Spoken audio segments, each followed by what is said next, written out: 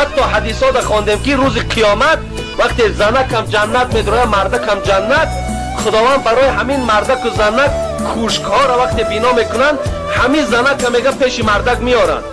همین زنی در دنیا بودگی تا از حورهای جنتی دا میگه زیبا است، لیکن خدا از مردک میپرسه همین را زن کردن میخوای یا نمیخوای؟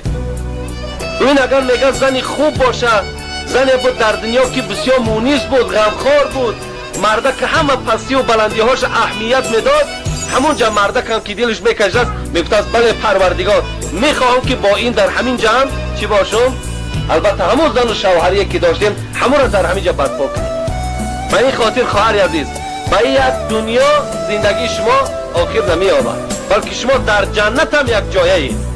به این خاطر فقط شما اگر حرمت همین مردکا را بجا، مردکان باید گفتی اکی استاد من دامونا، مردکان باید زنان